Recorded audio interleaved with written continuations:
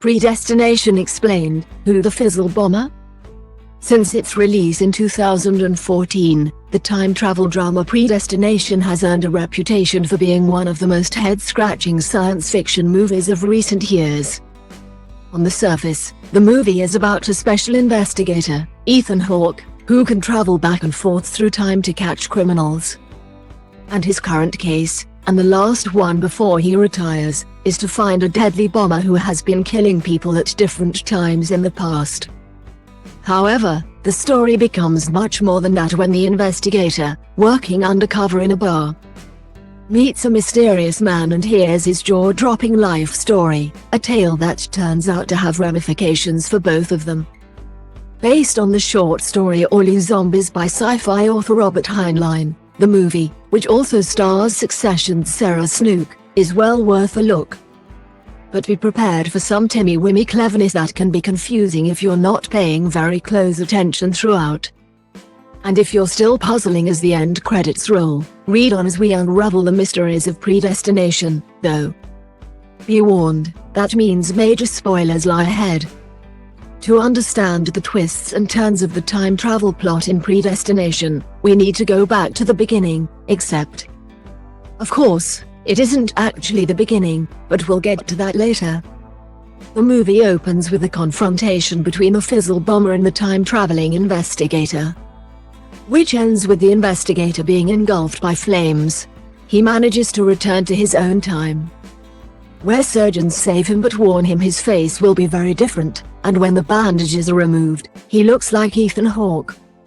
We next meet him working in a bar. To avoid confusion, it's probably easiest to call him the bartender, in 1970 New York, where the Fizzle Bomber is due to strike. Into the bar walks a man who promises to tell the bartender a story that will amaze him. The stranger reveals that he is a writer of confessional stories for a women's magazine who writes under the name The Unmarried Mother. He then tells the bartender his life story, beginning with the revelation that he was assigned female at birth and named Jane at the orphanage where they were raised. Jane, Sarah Snook, reveals she never fit in with the other children when she was growing up, and as an adult she was selected to be part of a special space program.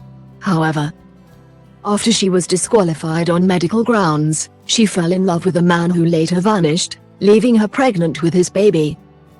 To add to Jane's trauma, after she gives birth her baby is snatched from the hospital by a stranger, never to be seen again. It is after the birth that Jane learns the medical reason she was disqualified from the space program. She is intersex, and the hospital doctors force her to have gender reassignment surgery to make her male. Understandably, Jane blames her disappearing lover for all that has happened. So far, so clear-cut, but here is where it all gets confusing and very surprising. After hearing Jane's story, and learning Jane now goes by the name of John, the bartender reveals he is a time traveler, and that he can help John get revenge on the man responsible. He believes that Jane's former lover is the man he has been tracking, the Fizzle Bomber, so gives John a gun and uses his time machine, it appears to be a violin case, to transport them back in time to the moment that Jane first met her lover. Waiting for their former lover, the possible bomber, John instead meets their younger self, Jane, and it finally becomes clear that John is actually the man that Jane fell in love with.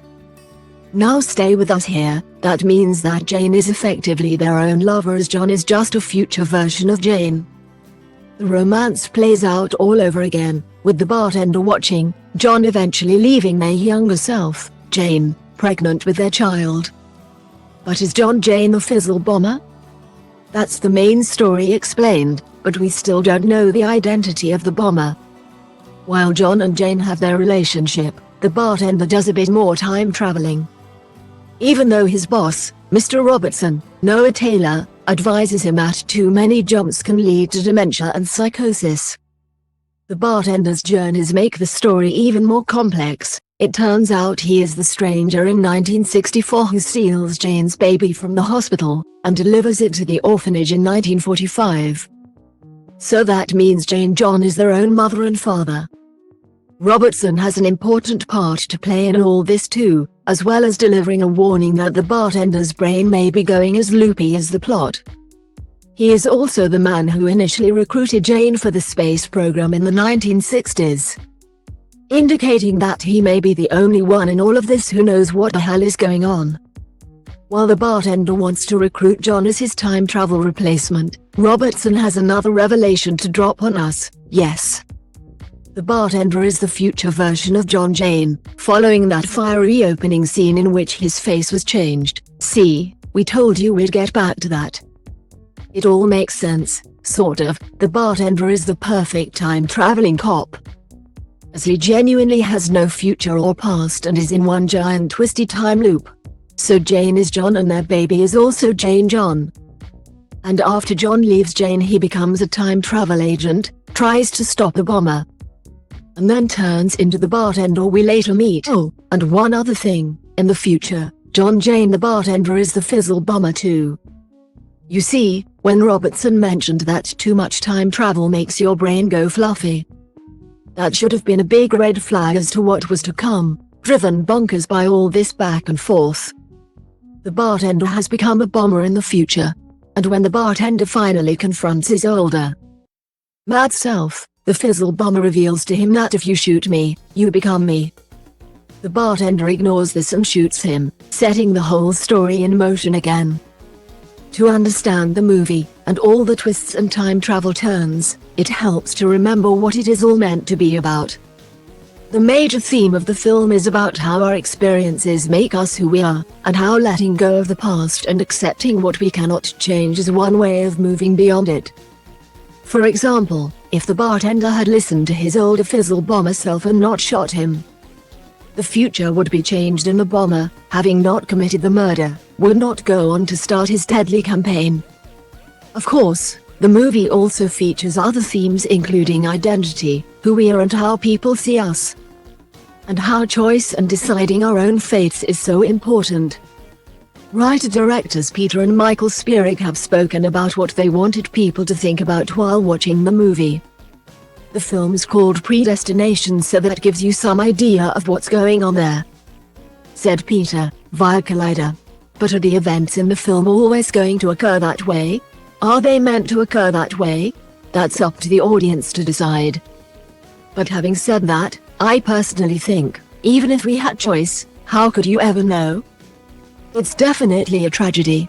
We always thought of it as a really tragic love story. That was our intention from the beginning.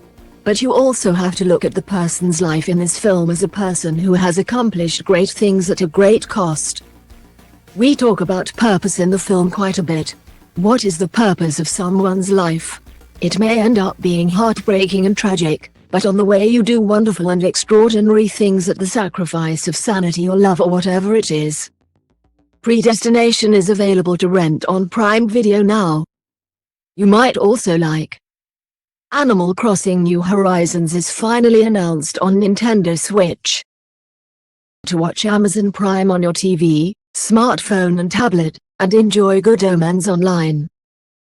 Nintendo to release 2 new Switch consoles this year.